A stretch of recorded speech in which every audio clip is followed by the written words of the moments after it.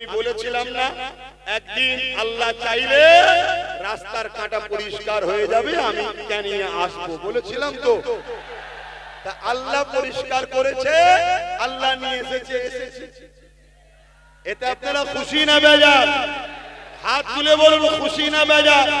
নারী দিবে, নারী দিবে, দ্বীন ইসলাম, দ্বীন ইসলাম, নারী দিবে।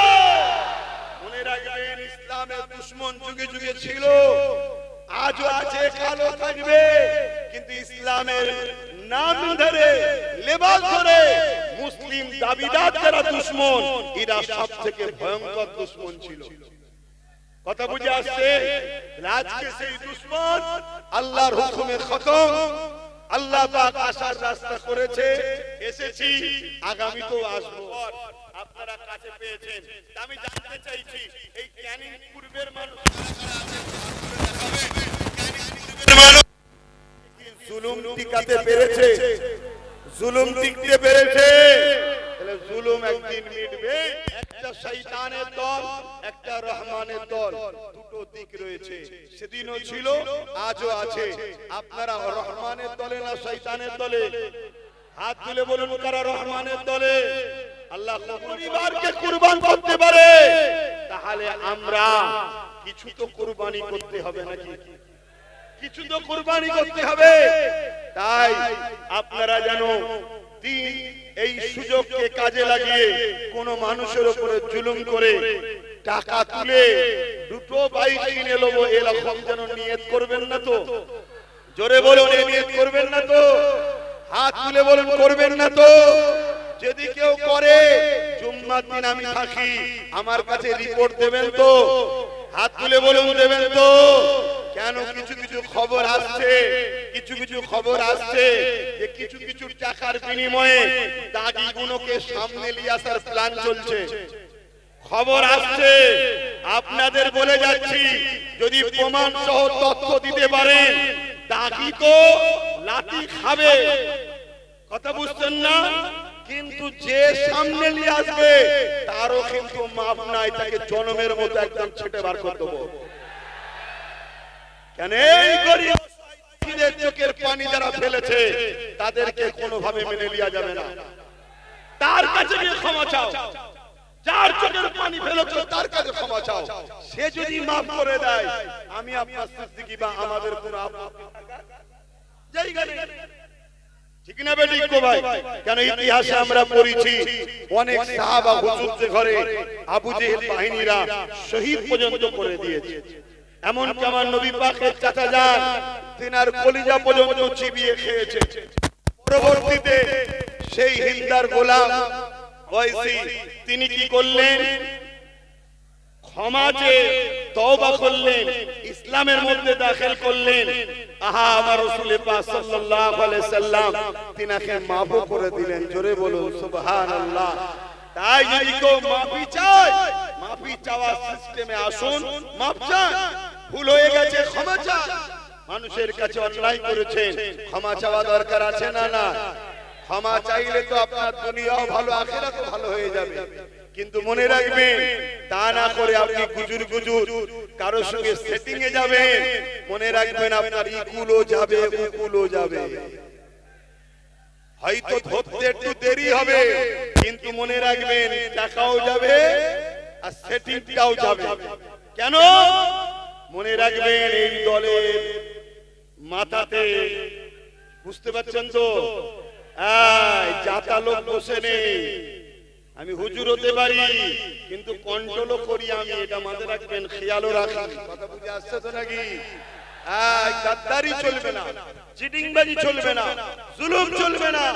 তো যাই হোক, আমি এই কথাটা বোঝাতে এই জন্য চাইছি, আমার ইমামে হোসেন পাক কারবালায় দাঁড়ালেন, দাঁড়িয়ে মানুষকে লক্ষ্য করে বললেন, তোমাদের মধ্যে কি কেউ আছো পরিবর্তন হবে? তাহলে ফিরে আসো। লড়াই হবার আগে ইমামে হোসেন পাক বলছেন, কেউ কি আছো পরিবর্তন হবা? তাহলে ফিরে আসো। ইমামে হোসেন পাকের কথা শুনে মাত্র একজন এসেছিল, নাম তার হুর বিন এজিদ। নাম কি বলুন? হুর বিন এজিদ। সে ফিরে এসেছিল ইমাম পাকের দিকে, ইমাম পাক তাকে ক্ষমা করে দিলেন। জোরে বলুন সুবহানাল্লাহ। ওদিকে এজিদ বাহিনী 25,000 লোক, কত লোক? আর ইমাম পাকে পুরুষ মাত্র 52 জন, মোট 72 পুরুষ, তার মধ্যে কতজন? 52 জন। আহারে 25,000-এর মোকাবেলায় 52 ছিল। সেদিন বিজয় আমাদেরই হয়েছে রে বাবা। কারবালা সেদিন হয়েছে।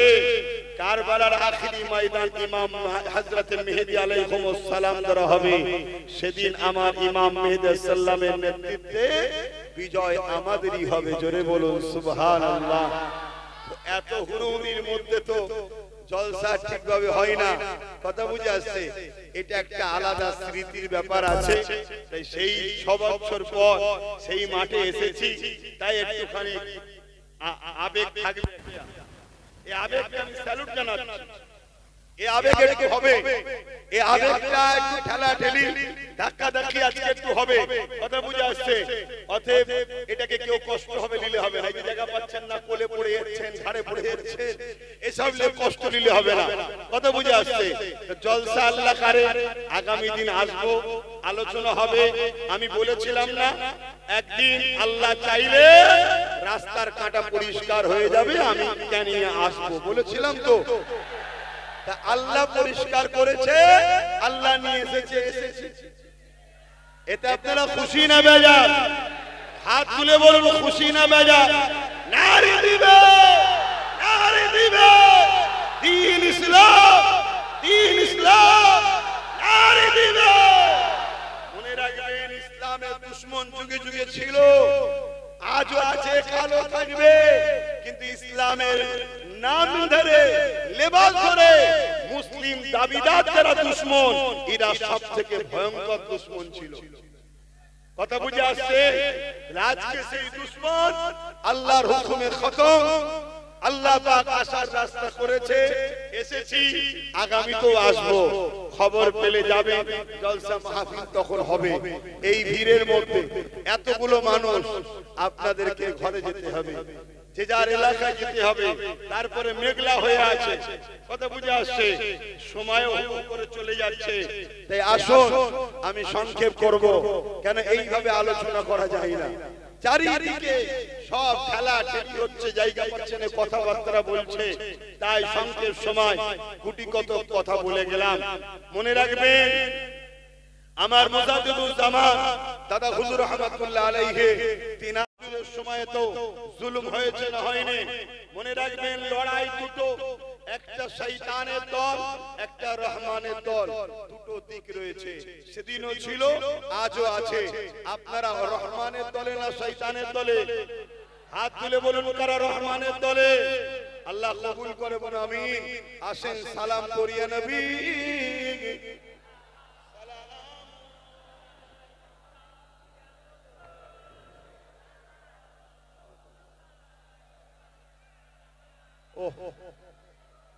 এই গরমে আরো কষ্ট হচ্ছে।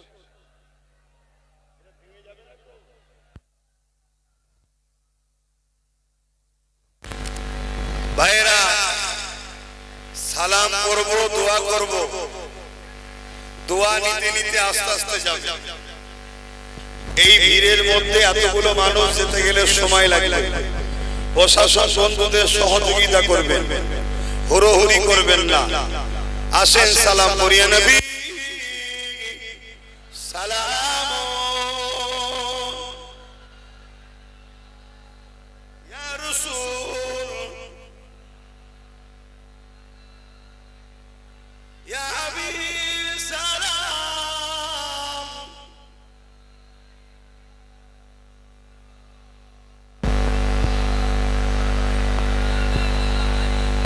বলিল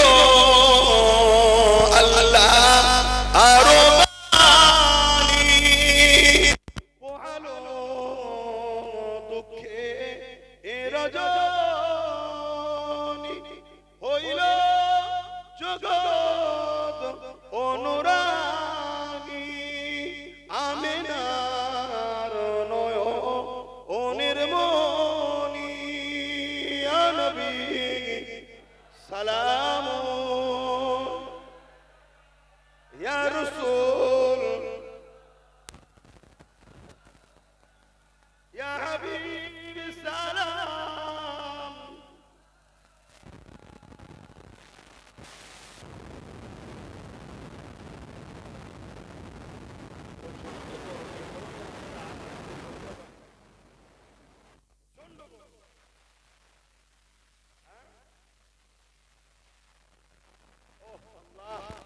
আল্লাহ আপনাদের এই ভালোবাসাকে কবুল করুন, আল্লাহুম্মা আমিন।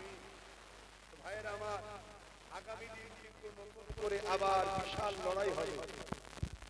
কথা বুঝে আসছে? এক জালিম হেঁটে হেঁটে আর এক জালিমের বিরুদ্ধে লড়াই বাকি আছে। লড়াই হবে তো নাকি? জোরে বলুন, হবে তো নাকি? কেন আমরা সর্বসময় মুসলিমের সাথে ছিলাম, মুসলিমের সাথে আছি, গরিবের সাথে ছিলাম, গরিবের সাথে থাকবো, এটাই নাকি? অতএব যারাই গরিবদের লুটবে, গরিবদের উপরে অত্যাচার করবে, কারবালা আমাকে শিখিয়েছে তাদের বিরুদ্ধে লড়াই করা আমার ইমাম পাকের সুন্নাত রাস্তা। জোরে বলুন সুবহানাল্লাহ। সেদিন এজিদ নামে লোক জুলুম করেছিল, আজকেও এজিদ আছে না নাই? অতএব লড়াই আমাদেরকে করতে হবে।